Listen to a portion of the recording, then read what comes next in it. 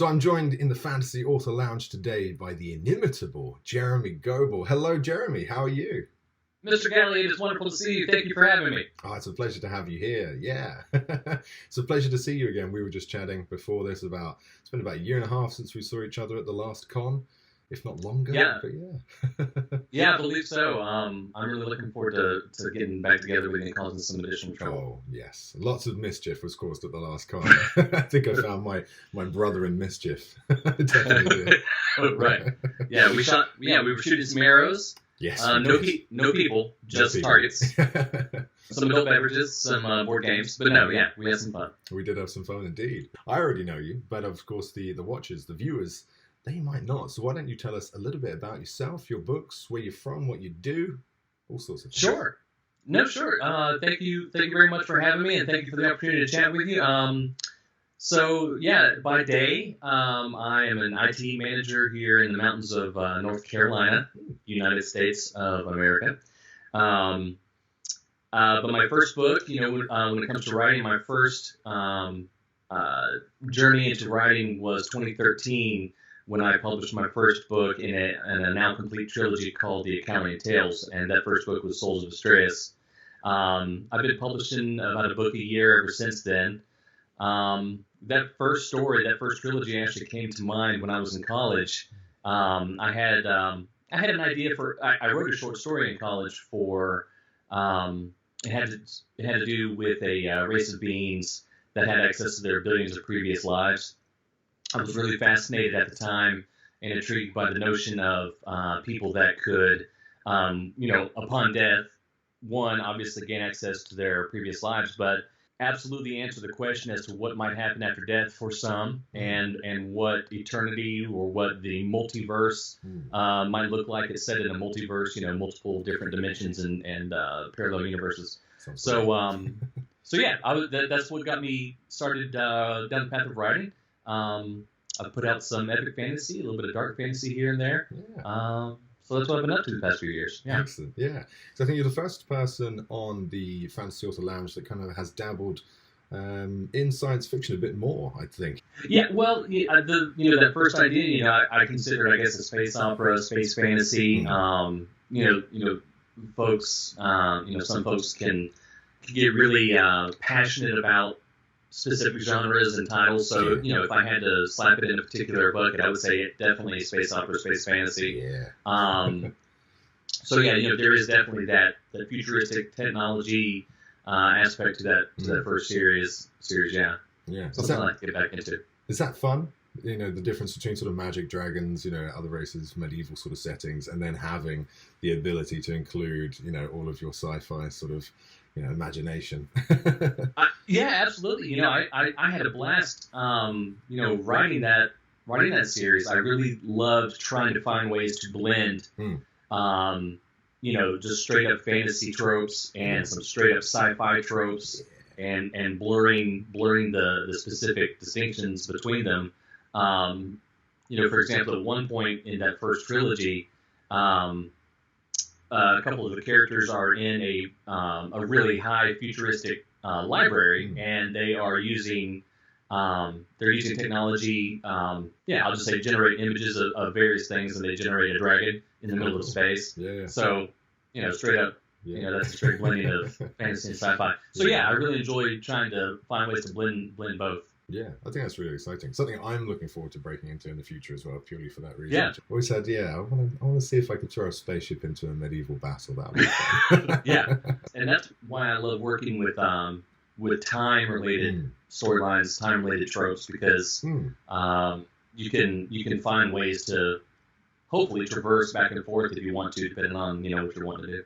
It's almost like a little cheat that you enter into a game, isn't it? In a way, it just gives you that license. Yeah, it's like now that I've opened this whole world, it's like Portal Fantasy. It's like now we have these abilities, we can really expand it out. Yeah.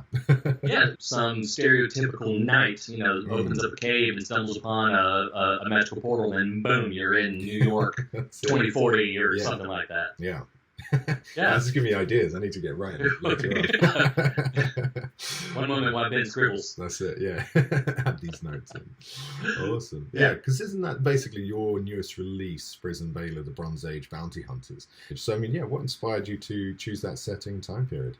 It was something that just kind of popped into my mind a couple of years back, just the notion of a man and woman that are immortal bounty hunters. You know, when I was initially trying to develop the idea, I was talking with Phil Tucker. I was wanting to come up with a series where the hook isn't necessarily, or excuse me, the surprise isn't necessarily the idea that they're immortal. Yeah. You know, that's just the setup. That's just who they are, yeah. The initial hook, or the main hook for the series, is the fact that they're immortal bounty hunters that are progressing through time, and each book is an entry into a particular time period, and you know, I would say it's very historical fantasy. You know, there are going to be races, civilizations, and cultures that don't exist, but it's going to be very rooted in what we consider as prime world that we live in.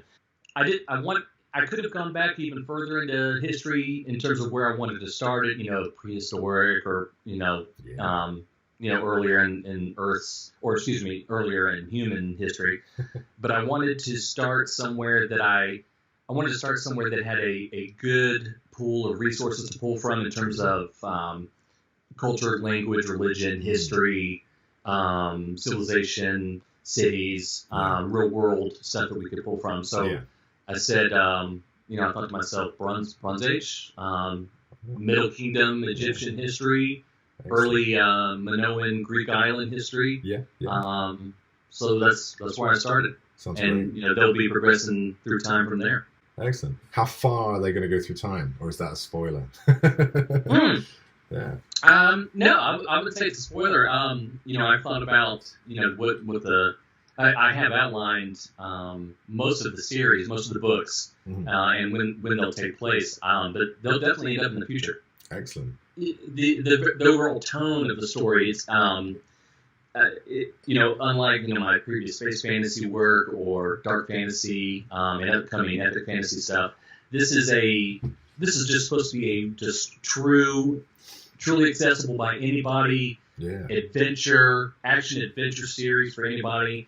And absolutely. As the readers may check it out, I hope they really find some just solid action fantasy that they can chew into and enjoy, and I wanted to use this as a good solid tool for escapism and just action adventure fun. Great. Yeah, sounds brilliant. Yeah, I'm looking forward to reading it and more in the series as well. We'll get links up as we talk about books and stuff like that. So cool. We can go check you out. But also, I love the covers. It's brilliant. Yeah, the artwork for this first book and I'm hoping the subsequent books is done by Pedro Garcia Kruger. Excellent. And real young artist. He's brilliant, and it looks it. Really like the energy he brings to it. Yeah. Yeah. Speaking about covers, because you've released a book beforehand called The Coven Queen, and then you recently redesigned the cover as well. And I always find it interesting when people do that and take that approach. I was just curious what the reasons were behind your decision to redesign the cover. So I had initially reached out to a particular artist. After viewing his samples and browsing ArtStation, as we authors do, right? Oh, yes. For hours upon hours. Yeah, right. So I found this artist's work, and I thought it was amazing. I reached out to him. I commissioned him, wrote up a quick little contract for the original premise of the piece of the cover. And he started working on it and sent me a few samples, a few in progress shots, and then he just disappeared off the face of the planet for approximately 9 months or so. Yeah. So while I was waiting for that, or while I was waiting for some kind of contact, I reached out to another artist whose work I loved. Right. Yeah. And commissioned what was the first published cover. And the first published cover was great. It was evocative. It was beautiful. In my mind, the character was powerful. Yeah. She was sexy. Yeah. She was it was great. But it it wasn't what I originally had in my mind that I wanted to convey. Yeah. So the book was published with that initial cover, and then about a year after the book was published, the original artist reached back out to me. Wow. And yeah, the original artist reached back out to me and provided me with a wealth of information as to why he wasn't able to complete the cover, and he offered to complete the cover, or he offered to complete a cover. So I took that opportunity. I took him up on that, obviously, because I had already paid him. There you go. Lesson learned. Lesson learned. So yeah, I took him up on the offer to have a new cover created. That cover is what is currently available on the public version. It wasn't exactly what I had originally requested or commissioned, but you can see the difference. I wanted a more historic. I originally wanted a more historic oil painting type feel, epic dark fantasy, and I think that we got a little closer to that with the current cover. Yeah. So there's that very long-winded story. No, it's good. I think it's interesting because, I mean, obviously, there's a lot of stuff in the background there. Obviously, the reader wouldn't see or your fans wouldn't normally see. So I think it's always interesting to find out the story. But I think as well, what I find interesting is that you're obviously making a creative decision there as well as an indie author who has complete creative control over what you do and what you produce. But it seems that you're making a decision that, yes, the art is good, but perhaps is it more aligned with my vision, but also is it more applicable to the genre? Is it more eye-catching for the reader? Is it going to result in more sales? That sort of thing. So, yeah, I think it sounds, it's always interesting to me because I think it's brilliant when people actually take a leap and fully rebrand a cover like that because, I mean, it changes the book's kind of, flavor, scene, setting, also professionalism. Absolutely, and a perfect example of that, as we both know, is Dirk Ashton's books when he redid Paternus. Everybody, including Dirk, has said that the first cover for Paternus, the first book, was great. But when he changed it up, it just completely shifted what anybody who looked at the cover expected. And I think just cleared it all up. And that's something that I had to learn as an indie author, and I'm still trying to improve my grasp of at all times, is that yes, you have an idea of what you might want on the cover as an author, but you need to know, or you need to be able to provide the person that glances at the cover as best a possible approximation of what they can expect when they read the story. 100%. It's a difficult job, isn't it? Absolutely. And that's a good example of why, or that's a good example of some of the things as an indie author that I envy of the traditional authors and the traditional publishing houses. An author doesn't need to worry about a lot of the minutia. Yes. A lot of the logistics and a lot of the commissioning and a lot of that's something that I envy and respect about traditional authors and publishing houses, just being able to focus more, I think, on the writing. I know, it is. It does sound like a nice, nice situation to be in. So I mean, actually, you and I both indie. We've been part of the same community online for a little while now, and it's just it's quite fun seeing us going through the processes each time. And it's just like every time we have a new book, it's like, right, let's get these cogs moving, let's get these cogs shifting, and it's a lot more work. But I think it's kind of, it's not for everyone, but I think we find it kind of fun, or at least. If not fun, then rewarding once it's all done. It's. I personally, maybe to a fault, I really do honestly, as you said, enjoy, checking out, artists and updating my own website and commissioning voiceover. Just all the fun. It's fun. Yeah, definitely. Doing all the little side extra stuff. That's it. Yeah, I mean, that's the thing. You're not just an author. You are, like tour manager, merchandise, artist, graphic designer. All these things. Yeah. Sure. Talking about self-publishing, is that why you chose it? Did you want to be able to oversee all the creative aspects? Was it a workload that you thought, I can handle that? What was your reason? I would say initially, back in 2013, when I put out that first book, I would say initially, to be honest, initially it was impatience. I wanted to get my book out there. I didn't want to wait. I didn't want to query. I might have queried, literary agents, a few dozen times. But I just quickly grew impatient. That was my initial premise, to go indie authoring or indie publishing. I just wanted to get my book out there very quickly. Since then, I have developed a passion for doing it as an independent author, or publishing as an independent author. Amazing.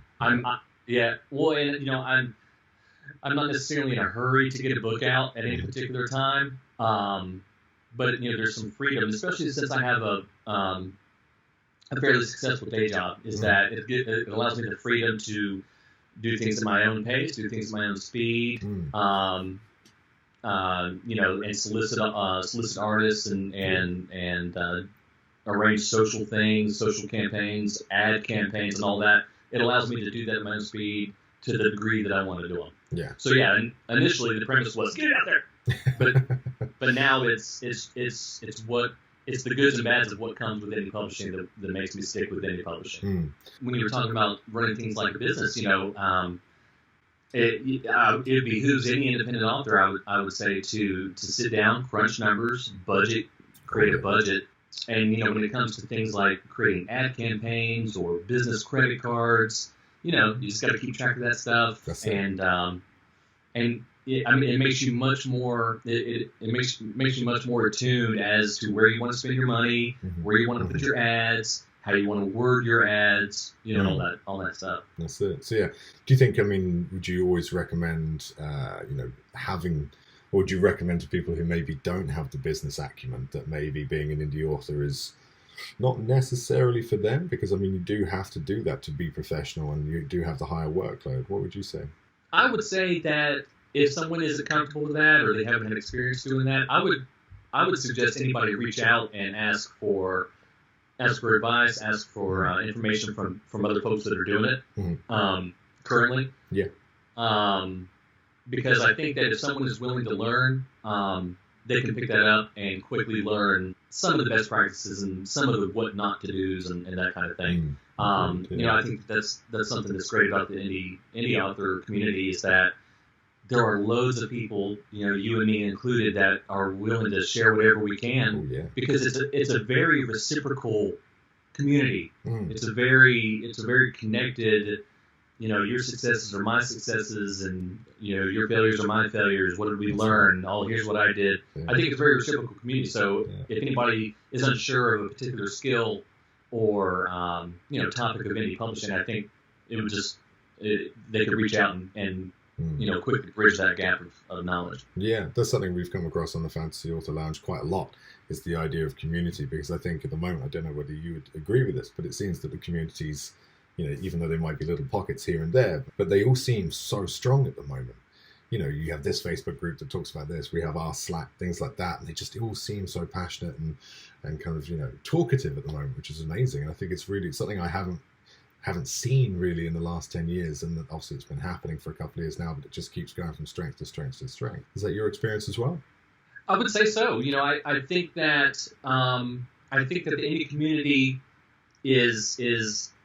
has the ability to mirror, create, and improve upon the model that traditional publishing has, if that makes sense. Yeah. Because there are so many of us with so many different experiences and so many different stories and so many different viewpoints. I think that we are able to pull those experiences, pull that knowledge, communicate, and evolve our experiences, to the collective benefit. But no, I definitely think that whether it's things like Slack or Discord or Facebook, Twitter, we're constantly able to reach out, and everybody always seems very genuinely sincere about each other's success, because we all understand where we're coming from. Yeah. So I agree with you. That's been my experience. It's been fantastic, isn't it? I always we have our Slack, and we always check in every now and again. I always find there's 300 messages that I need to read, which is great though. Yeah, because I'm worried if I miss anything, so I have to scroll through and be like, cool. Right, this is just a conversation about a squirrel or something, but and then there's more stuff embedded in it, and I think I find it so exciting and interesting all the time, despite the amount of content I have to catch up on. But how has it helped you in the past? It has been absolutely amazing. I would say between being able to interact with folks and share stories and experiences on social media, Facebook, Twitter, Discord, Slack, and being able just to bounce those bounce those experiences off of each other and bounce those ideas off of each other. You know, it's almost like indie publishing is crowdsourced publishing.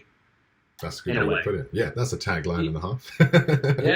Yeah. Stamp, pound sign. Yeah. Copyright everything.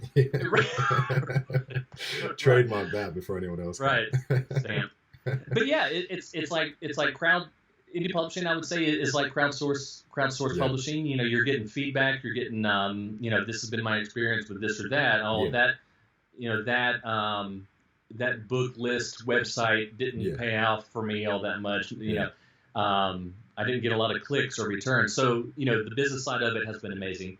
The creative side of it has been amazing. You know, hey guys, what do you think about this 2-sentence premise? Oh, that sucks. Oh, okay. Well, you know, that kind of stuff. But also what has been amazing for me to experience or to be a part of is the reader-writer blogger paradigm. Right. Yes. You know, you know, as we all know, Mark Lawrence's self-published fantasy blog off competition. SBFBO. Yeah, that's been amazing. That's been amazing. It's been fun. You know, as an author, you slap a book in it, you totally expect to get murdered.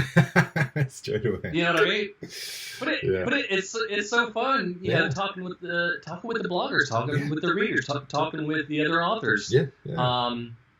It's just fun. It's just fun competition as an indie author, and outside of the SBFBO competition, you know, just the dialogue and the friendships that I've been able to form with other bloggers and readers, just people passionate about stories. Yeah, it's awesome. It's awesome. I completely agree. The amount, I mean, if I hadn't had Twitter, Facebook, and of course like our Slack, I really wouldn't have been able to actually, you know, for instance, I turned up at Dublin Con a couple of weeks ago or whatever, and it was, you know, full of people that I'd never met before, physically speaking, but had known for years through social media, through Twitter, through Facebook, through other interactions, or even just through, you know, hearing of another book release through those channels and, you know, seeing someone's rise and things like that. So I feel like I know these people already digitally, and then meeting them, you know, physically, it was wonderful, because I felt like, you know, I was able to walk up to them and just be like, hey, how's it going? You know, how you been? How's that thing? How's the dog? You know, that sort of thing. That's Rob J. Hayes I'm thinking of, because he always takes pictures of his beagle. But yeah, and I felt that I knew these people already and had been friends with them for years. And it's just like, if social media didn't exist, or we didn't have that friendly author community that we have, then, you know, cons would be, I'd say, a lot different, because, you know, you wouldn't have these friends to chat to immediately. You wouldn't have these contacts to just discuss stuff with, and like you said, all share that love of stories, not necessarily publishing, not necessarily marketing, but stories, isn't it? So I completely agree with you. Yeah, absolutely. You know, it's you know, the social media aspect of everything, and you know, websites and social media and all of that helps you catch up or keep up with folks, you know, when you're not in person or not in cons. It allows you to further your relationships and further your understanding of various folks' circumstances or situations when you're not able to hang out. So when the time comes that you can hang out with folks, you know, you're already that much more connected or reconnected. It's great. Thank you, social media. You can be a toxic place sometimes in some other markets and industries, but I think, the book industry is, leaps and bounds ahead of that sort of toxic atmosphere. To speak to that point real quick, I totally agree with you. I would say within the past couple of years, I have pretty much extricated anything personal of myself from social media. And just gone straight and just kept it all book related. Good. Because it's just so much more healthy and positive and constructive, you know, just being able to keep it talking, you know, keep it related to stories. That's it. Yeah. Politics free. Yeah. Life's just too short to give those bozos of any political persuasion. That's it. Life's just too short to give them too much of your mind. I agree. I completely agree. But yeah, that's the thing. Our fantasy worlds are big and complicated enough. We don't need the real world getting involved, do we? Yeah, absolutely. That's it. So, in terms going back to fantasy and away from the market and away from community, your inspiration. Let's talk about that then. Because I mean, it looks from looking at your writing cave there, or should I say, music cave, that you have maybe lots of inspirations in music and things like that, which is great. I'm jealous. Let's just say that because I want that setup. I used to have it back in the day. It's a little messy right now, but yeah, I've got a little studio going on here. My wife Julia, we met in college. She's a singer. Yeah. And I like to get her in the studio from time to time, get her to record, drop some tracks. Just some heavy beats. Heavy beats. That's amazing. Yeah, well, it sounds like, I mean, you have that inspiration as well. Obviously, that kind of string to your bow. And I think, what is it? Is it music that gives you inspiration? Is it, other books? Is it TV, film? What kind of inspires ideas and gives rise to storylines for you? I would say throughout my whole life, the things that will bring the onions into the room the quickest. Yeah. Is that a North Carolina phrase? No, I meant. I like it. Sorry for coughing. The things that'll move me emotionally or possibly make me cry. The things that move me the most, whether it's stories, film, music, whatever, is the notion of someone achieving or doing their best, or being able to realize their best potential. Amazing. If that makes sense, Hugely. Yeah. For example, like a sports team winning the championship. A dancer making it to the New York ballet. Yeah. The notion of someone reaching their fullest potential and becoming a champion at what they're passionate about. That's the notion I think that inspires me the most, whether it's music or stories. That's amazing. Yeah. So when it comes to my writing, I want to try and convey that notion, and whether the context is super light, super adventurous, space fantasy, regardless of genre, I like trying to tell stories of people overcoming, surviving, changing to the point that they can realize their best.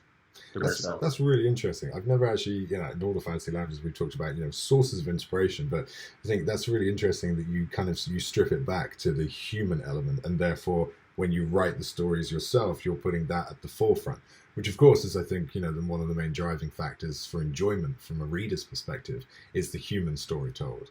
I think that's amazing. That's a really good way to think about it. In terms of what inspires me, like specific examples, I would say nature, the world around me, the beauty of the world around me, what's geologically and physically possible in the world. That's awesome. The powers of nature, weather. Yeah. I'm huge on weather. Same. Word, weather. But yeah, I love watching nature seemingly effortlessly create, destroy, reshape. Yeah, I think it's fantastic. Yeah, you've got some really good sources. I know what you mean about you mentioned sports teams, actually, because I mean, I'm not a sporty guy. I don't really watch a lot of sport unless I can sit in a bar with a pint and just look at baseball. That's kind of the sportiest I get. But yet sport films or sport-based films, for instance, things like The Blind Side, Coach Carter, even when it's not really, emotional, it's tongue-in-cheek, something like The Longest Yard with Adam Sandler. Yeah.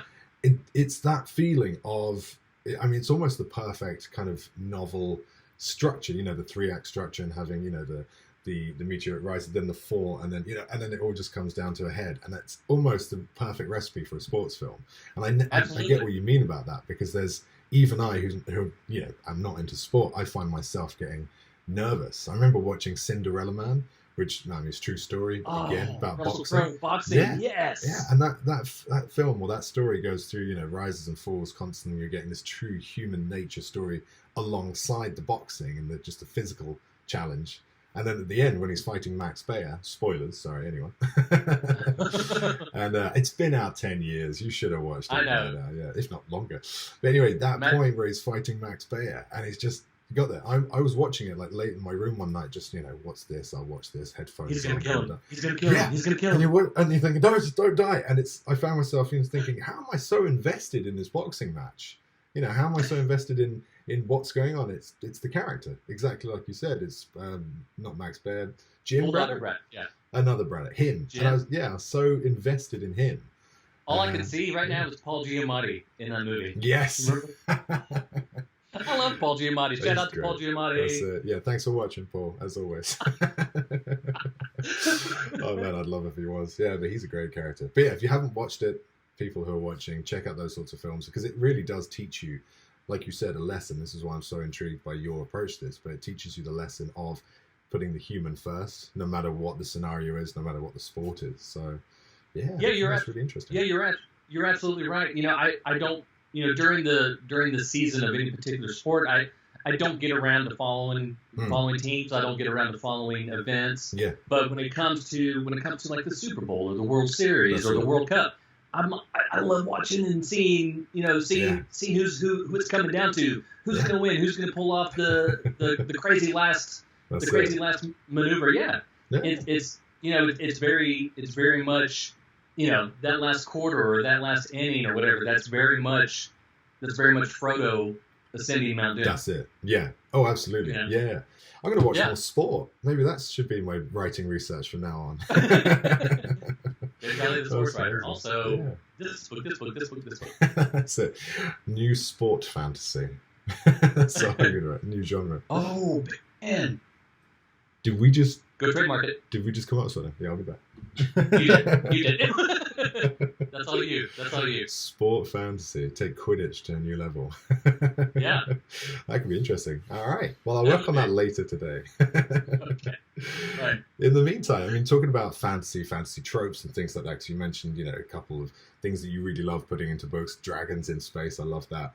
But what are your kind of your favorite guilty pleasure fantasy tropes? And then also, as a second part to the question, your least favorite hated well, maybe not hated, but severely disliked fantasy tropes. So most liked and disliked tropes. Well, first of all, before I forget, let me give a shout out to Laura M. Hughes, who, if she were here, she would say dragons in space. Shout out to Laura. Okay. Yeah, I like Laura. it. Her new book, God of Gnomes, is out. Go check it out. Exactly. We'll put that up here just for her. Little plug. Yeah, I'll make her watch one of these. But yeah, most like trope, dislike tropes. I would say most like tropes. I would say powerful weapons, magical weapons. Yeah. Weapons that the hero, if the hero were without, would be half a hero. Ooh, nice. Yeah, so just overpowered weapons, magical weapons, ancient weapons. When you talk, from all of the Tolkien world, Middle Earth, anything first age. Oh God, that's a first age weapon. Yeah. That kind of stuff. Yeah. So yeah, powerful weapons. I love powerful weapons. I love magical weapons. Overpowered weapons, if weapons can be overpowered. Anthropomorphized weapons. A sword, Bob. Come meet Bob, my sword. But yeah, so yeah, powerful, crazy swords. I love the aspect of the fellowship, the party, the group. Everybody's got kind of their niche. That kind of goes back to my passion for gaming. I just love everybody having a role. For their and their specific weapons, their specific skills, their specific weaknesses. And how you have to sometimes back each other up, and how that creates tension. Legolas, making up for Gimli's hot-headedness, or that kind of stuff. The balance of the group, Yeah, dislike tropes. I would have to say, a lot of people get down on Mary Sue's sometimes, but I kind of like that. But I guess that goes in my like column. It depends on how it's handled. I guess it depends on how it's handled. But yeah, dislike tropes. I would say. Violence for the sake of violence, and whether that's against whether that's against women, against children, against villages, against men, just violence for the sake of violence, to put some gore and blood on your pages. Yeah. I'm not a big fan of that. It just seems like it's too easy to go into the shock factor realm. But having said that, there are numerous authors we know of that absolutely excel at making every drop of blood necessary. Yeah. So yeah. Again, that's one of the things that's depends on how it's handled. It's not necessarily a trope, but something but I guess one of my preferences that I dislike when it comes to reading is really shallow magic systems that don't really go make any effort to explain the origins, the mechanics. I want to know where and this goes back to, I think, my passion for forces of nature. I want to know as a reader what created that, or what made that magic possible. No, absolutely. I think so, because magic is a huge thing, even if it's very subtle magic within the world. The existence of magic. Even if we were to find out a very select few magicians were actually magical in our world, we'd want to know why. Even if it's just the subtle magic of making a few things move, we'd want to know how the hell they did it and what's the scientific reason behind that. Yeah. I agree with you there. That's an interesting point to bring up. Scientific reasoning. This might be a little off topic, but whether it's things that are classified as supernatural or metaphysical, I'm kind of nerdy about thinking. Me too. I'm kind of nerdy about thinking that most anything that you can imagine is possible. But I think that all of it can be explained scientifically.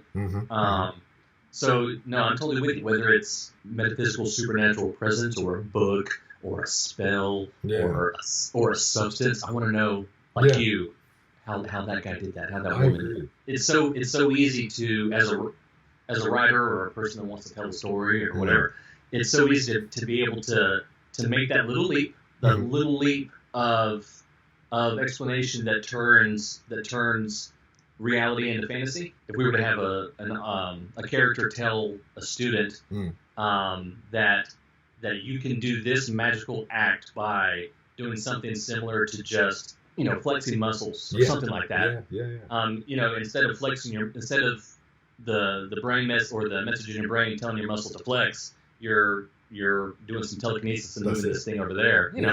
It's reality to fantasy. That's it. That's why I love blurring the lines between it, especially things like blending of the real and the supernatural, the mythological, the fantastical. Just having that line that there are certain things that we might not know that are still around in the world. I love that, because we still have that hope. I think as a human race, we have that hope. We have that idea that it's not all science, that there is still creatures, or there are still creatures out in the shadows and stuff like that. Yeah, absolutely. That's I would say, going back to the tropes, that's something that I love about the possibilities of fantasy is showing what's going on that people don't know about. Just kind of like muggles going about their day to day. And they don't know what's going on behind them. Yeah, I think that's an element that a lot of readers like. It's almost been invited into a speakeasy that no one else knows exists, or knowing a secret that no one else knows. And I think there's a beauty, because it's almost like you as the reader, you get here's the secret invitation, here's the password to get in. I think that's brilliant. And plenty of authors do a great job of that. So I've got some more ideas. I'm going to have to write later on today, because I've got so many ideas. Every time I do an author lounge, I find myself incredibly inspired by my fellow authors. So thank you. But thank you. So let's talk just as we kind of round up here. Let's have a chat about fantasy in general. So the genre, the market in general. What trends do you see emerging at the moment, or what trends have you seen emerge over the last couple of years in fantasy? Are we seeing a rise and fall of certain genres or subgenres? Are we seeing an element like you mentioned, the band, the party, the quest? Do you think what's getting a resurgence or is falling away at the moment? Well, I think with everything, I think everything is very cyclic. I think literature, especially, in terms of trends, what's catching people's eyes or catching people's ears, whether it's music or fashion or literature. I think that grimdark as a genre is still going very strong. I think it really got I think it got really. I think within the past 5-10 years, it really got defined and really got popular. And there's a really good, I don't want to say formula, but there's a very good understanding of what makes good grimdark. So I think grimdark is moving right along, doing great. I would say that while I think that grimdark is doing great, going full steam ahead, really popular, I think it's also kicked off not a need, but a reader's demand for other things that may have gotten quieter. Yeah. During this part of the cycle. And I would say that includes more action adventure, lighter stories. Not where there has been a lot of anti-hero. I think we're going back into the hero type of things. Light. Bright fantasy. Noble bright. Noble bright, right? Yeah. And in addition to that, I think lit RPG is hitting it huge. Yeah. There are some there's some pioneers that have been knocking it out of the park. Portal Fantasy, the Portal Publishing Company, they've got a lot of great writers going back to Laura's God of Gnomes book. Yeah. But lit RPG. I think lit RPG is a great example of just good old fashioned action adventure, fun fantasy. Yeah. I would say grimdark's going strong still. I would say it's tweaked a need or a want for some more noble bright stories again, but also lit RPG. It's been around for a couple of years, but I think it's really starting to hit its stride and become really, really popular. And I think, actually, before I forget, I think that paranormal romance, I think fantasy romance, not necessarily the more erotic side of things, but just paranormal romance, I think is getting bigger and broader. I think the audience is getting bigger and broader.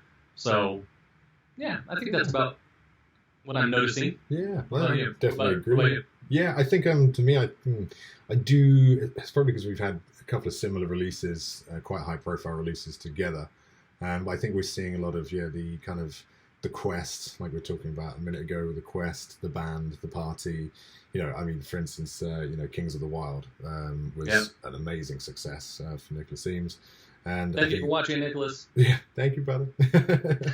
Fellow Canadian Great White Norther. But Nick's had fantastic success with that, and rightly so, because it was so enjoyable. Not least the the rock references and the kind of blending of the old rock band cultures with obviously fantasy, but just the characters that he's put together in a situation that need to go and do something.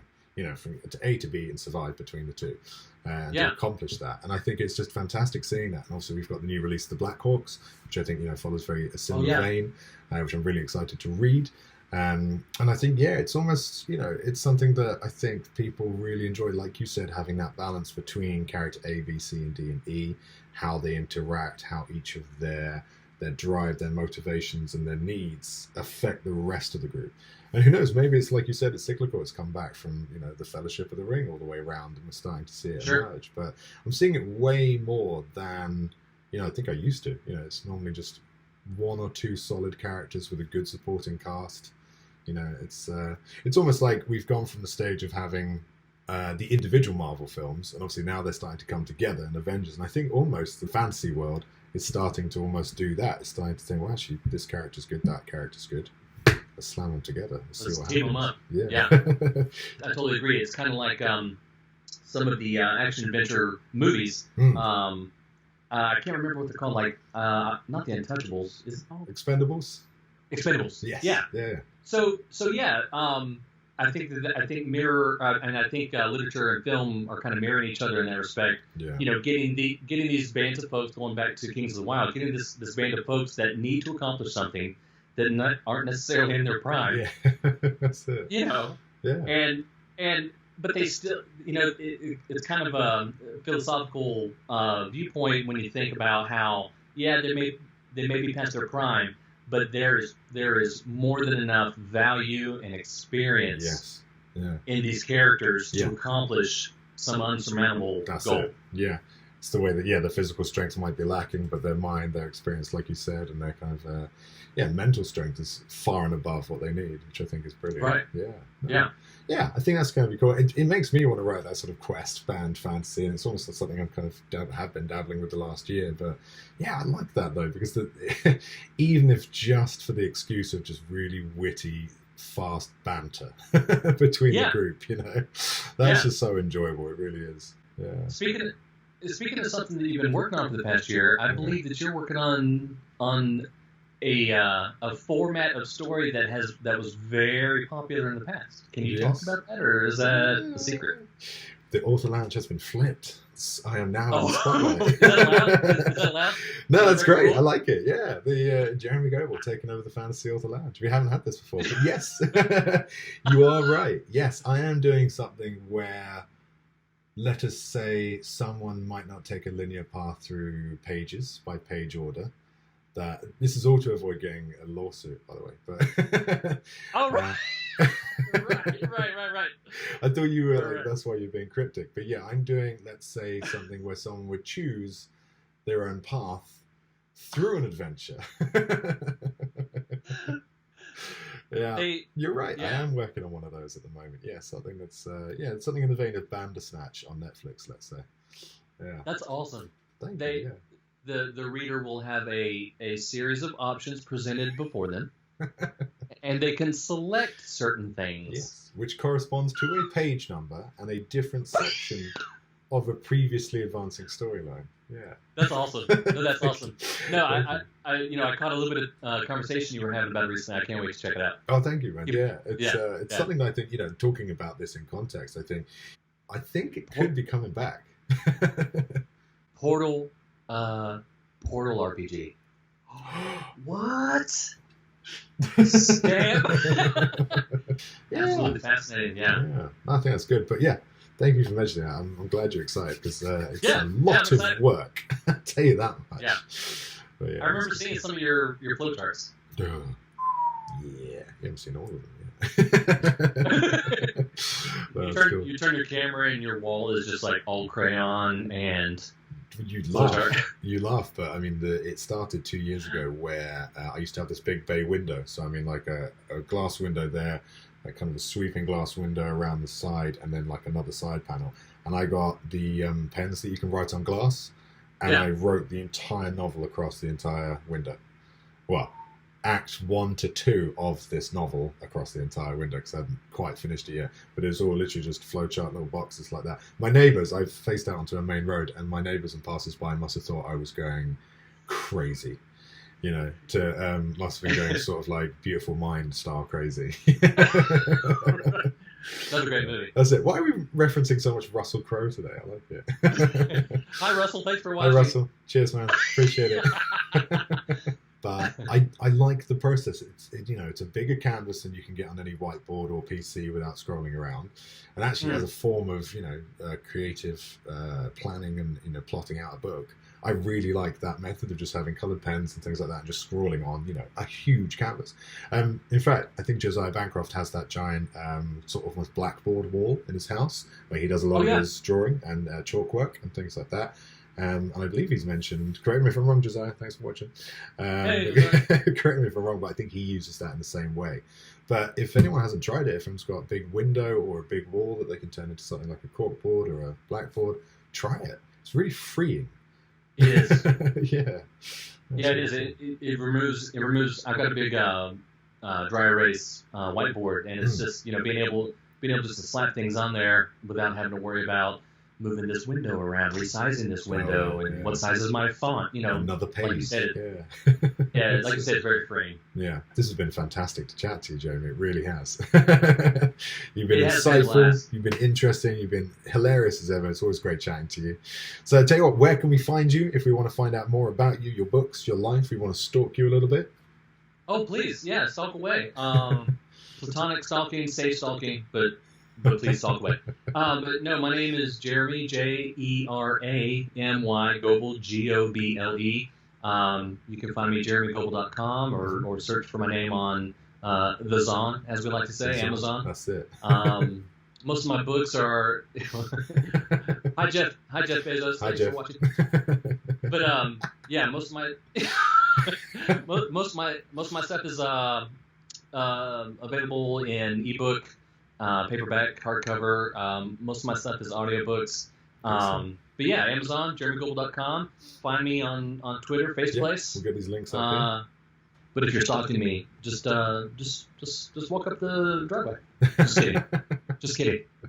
Hopefully you won't regret I mean you, Josiah. That's it. No, he's the one. I think it's Dirk, the one we're all worried about. Yeah. Oh God. Not even wearing pants either. Stalker Supreme. Yeah. but no, hey, seriously, thank you, Ben, for having me. Thank you for letting me reschedule on you a few times. That's all good. It's been a blast talking with you as always, and I wish you the best as always. You too, Jeremy. Thank you so much, and I wish you all the best in your endeavors, your new books, your new literary projects. I know I'll catch you on Slack and Facebook and Twitter soon, but thank you so much for sparing some time to come into this Fantasy Author Lounge. Absolutely. Thank you, Ben. All right. Take it easy. Take care.